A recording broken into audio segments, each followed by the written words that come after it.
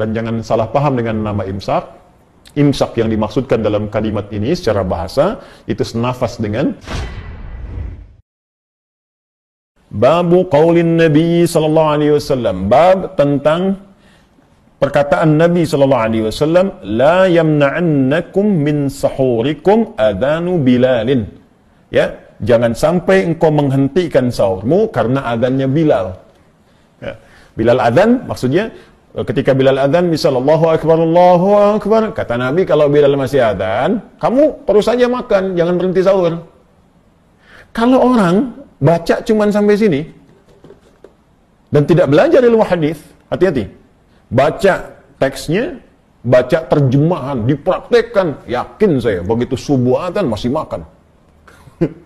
Ya, Nabi aja yang bilang kok hadis Nabi, bukan Nabi memahamkan seperti itu. Kita yang harus mengerti apa yang dimaksud dengan kalimat ini. Nah, saya ingin sampaikan dulu teman-teman sekalian. Jadi di zaman Nabi itu ketika Nabi SAW hijrah ke Yathrib dan berubah menjadi Al-Madinah Al-Munawwarah, secara singkat saja, supaya tidak terlampau panjang, secara singkat nanti ada dua orang yang ditugaskan oleh Nabi SAW untuk mengumandangkan azan di waktu subuh. Ya, yang pertama Bilal bin Rabah, yang kedua Abdullah bin Abi Ummi Maktum. Nanti ada kisah tersendiri sebetulnya. Jadi Allahu Akbar ya, kadang-kadang kita malu juga dalam situasi seperti ini.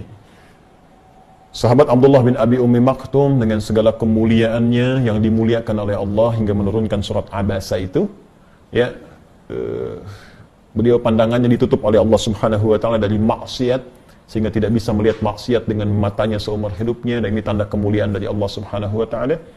Kemudian di usianya yang sepuh pun Masya Allah masih tergerak untuk bisa memaksimalkan ibadah dan menyadari bahwa ada sisa hidup yang harus dimanfaatkan. Itu cara berpikir sahabat.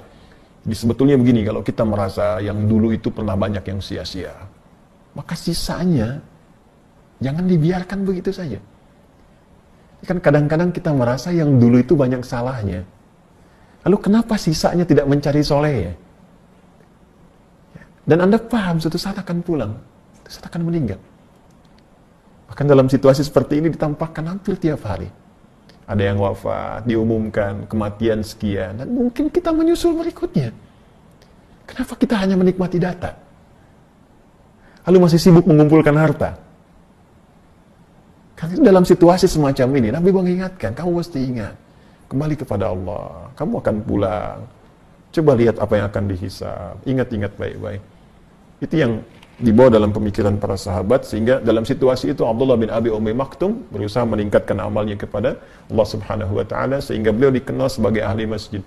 Ya, datang ke masjid walau mata tak bisa melihat, ya, tapi berusaha mencari jalan terbaik sampai ke masjid dengan suasana masjidnya.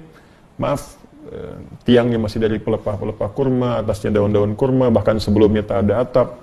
Di kalau panas kepanasan, kalau hujan ya pasti basah, gitu kan? Nanti kita akan masuk saat masuk tanda Lailatul Qadar, ya, dan salah satu hadis menyampaikan Nabi di atasnya ada semacam kotoran yang melumpur, ya.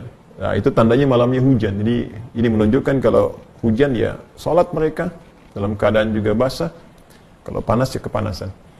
Singkatnya, beliau senang ke masjid tapi punya keterbatasan untuk subuh. Ya, jadi kalau maghrib bisa i'tikaf ke isya, zuhur bisa ke asar, tapi subuh agak sulit. Nah, maka beliau datang kepada Nabi SAW dengan mengatakan, kalau kalimat kita, ya Rasulullah, li ya rukhsah, ya Rasulullah, apakah boleh saya minta keringanan untuk subuh, saya enggak ke masjid, karena situasi begini. Mata tak bisa melihat, jalan tidak mudah, kan? Apa jawab Nabi? Nabi tidak langsung mengiyakan, tidak juga menolak. Kata Nabi, atasma'ul adhan, apakah Anda masih mendengar adhan? Suara adhan masih sampai kan? Kata beliau, bala, ya saya dengar suara adhan. Kata Nabi, bagaimana makna? Ya, Allahu Akbar, madum tasma'ul adhan fa'addiha fil masjid. Selama masih kedengaran adhan, maka berusaha tunaikan ke masjid.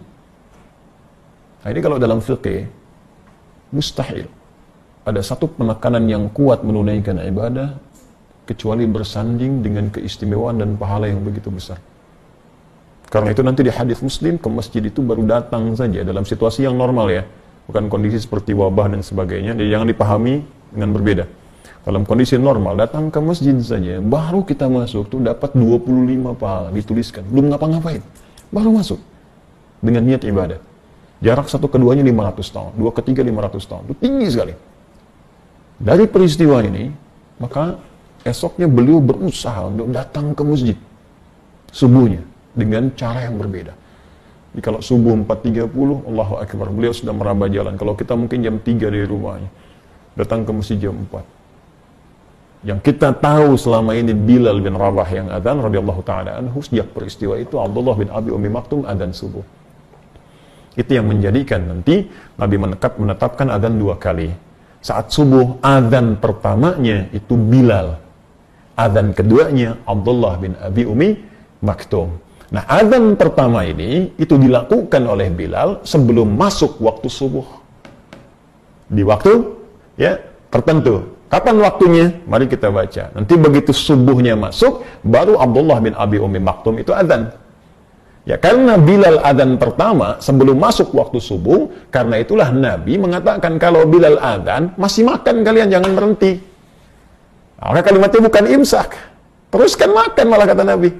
Ya, ini kalimatnya jelas tuh. La yamna'annakum ya min sahurikum adzanu Bilal. Ya, ayo teruskan, jangan kalian berhenti karena adzannya Bilal, karena adzan Bilal itu belum masuk subuh.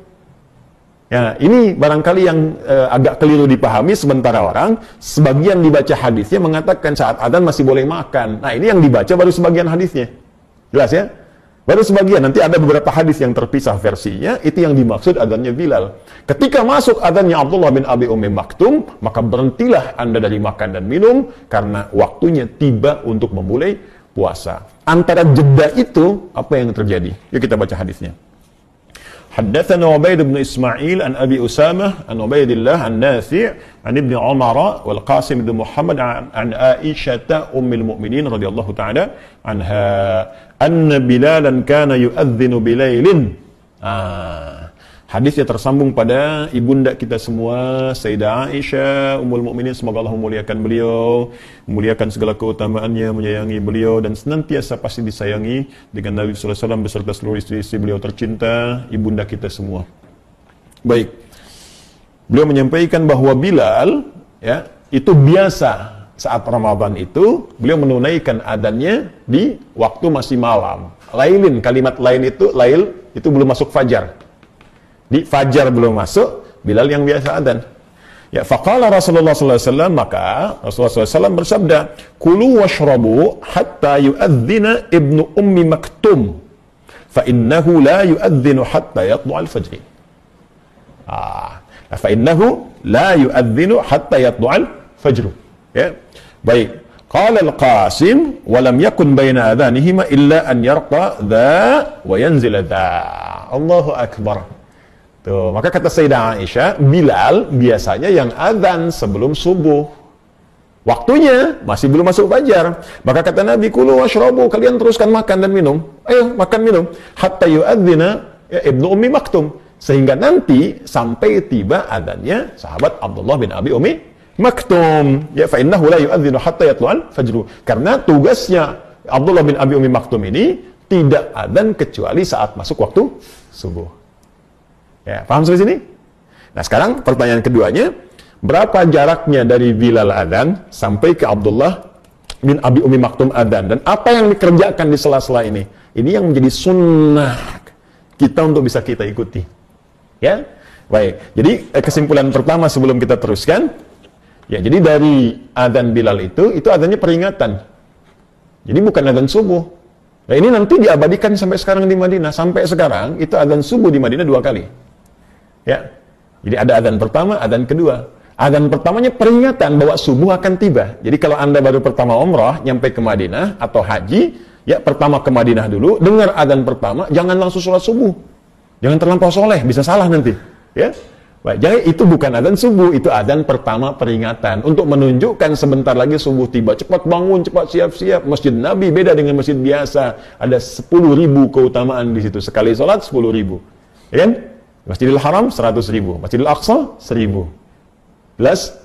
Nah, sekarang jadi kita pahami dulu adzan pertama peringatan. Jadi kalau kita ingin ingatkan boleh, kalau ingin ikut sunnah Nabi bisa. Adzan misalnya Allahu Akbar, tapi sampaikan dulu pada masyarakat. Jangan ujung-ujung adzan sunnah Nabi baru Anda yang belajar, masyarakat belum tahu. Begitu jam 4 sudah ada di komplek. Allahu Akbar, Allahu Akbar. Di demo Anda ke masjid sama ibu-ibu. Woi, belum. Gitu kan? Jadi, mohon maaf, pelajari dulu, sampaikan ke masyarakat. Jadi wasilah itu bisa berbeda. Ya bisa misalnya adzan, kalau tahu itu bisa dengan menginfokan, Bapak Ibu sahur. Sunnah. Sebentar lagi akan tiba waktu subuh 15 menit lagi, ya kan? 20 menit lagi, sunnah. Diingatkan boleh jadi ada yang tak sadar. Jelas ya? Tapi jangan salah juga, imsak, belum.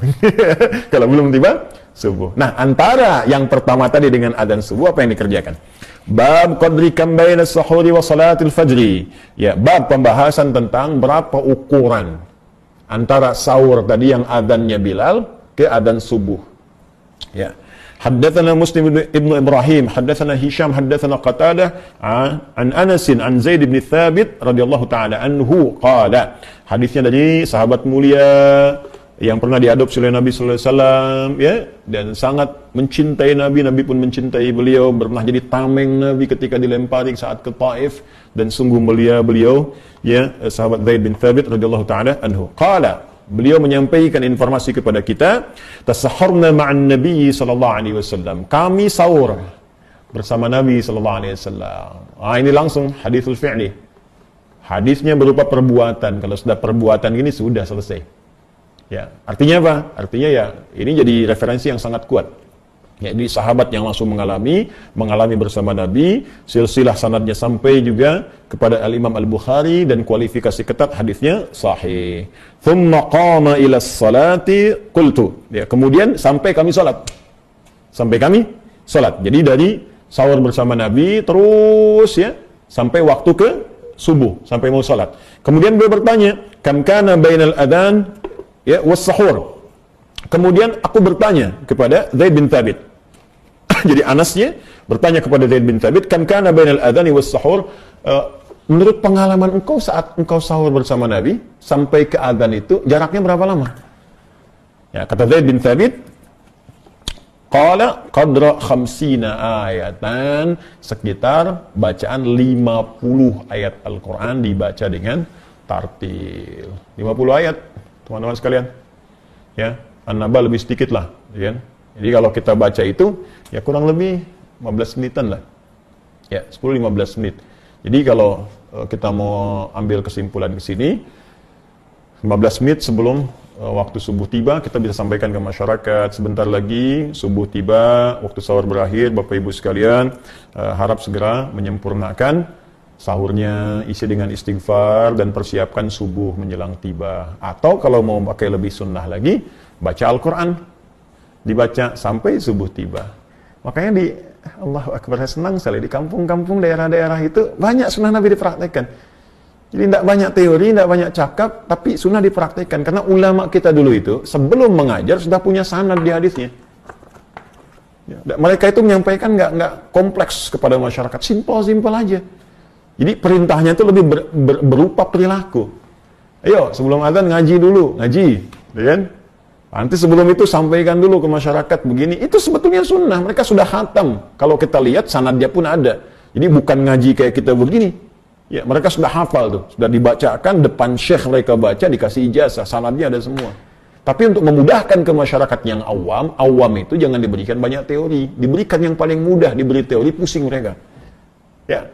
Nah, jadi ini gambarannya.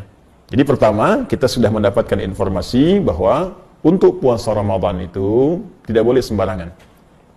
Tidak bisa Anda hanya sekedar, mohon maaf, tahan lapar, tahan haus. Nanti masuk ke dalam satu hadis Nabi sallallahu alaihi wasallam, "Rubba shaimin laisa lahu min siyamihi illa al-ju' wal 'atash." Tidak sedikit orang puasa tidak dapat apapun dari puasanya kecuali hanya rasa lapar dan haus saja. Mesti ada ketentuan yang kita pelajari, mesti ada aturan yang dipahami, ya.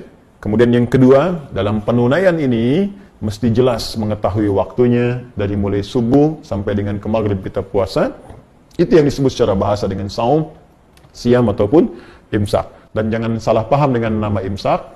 Imsak yang dimaksudkan dalam kalimat ini secara bahasa itu senafas dengan siam, senafas dengan saum, artinya puasa. Jadi kalau masuk waktu sebelum fajar tiba, itu masih waktunya boleh makan, ya boleh sahur, boleh minum, tapi kalau sudah fajar tiba, itu yang dimaksud dengan imsak. Jadi imsak dalam pengertian ini bukan 5 menit, 10 menit sebelum waktunya adzan tiba, tapi pas saat fajar tiba. Kecuali kalau yang Anda maksudkan imsak dalam pengertian istilah orang Indonesia.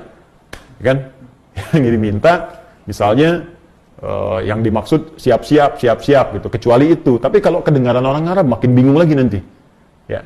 Karena itu silahkan manfaatkan dan kita saling mengingatkan, dan bagus ya era modern kekinian suasana mengingat ini bahkan disampaikan dalam bentuk yang lebih detail lagi lewat jadwal puasa, ya jadwal puasa sudah ada. Ini makin bingung juga nih, ya, jadwal puasa kita, tapi yang disebarkan itu jadwal imsak.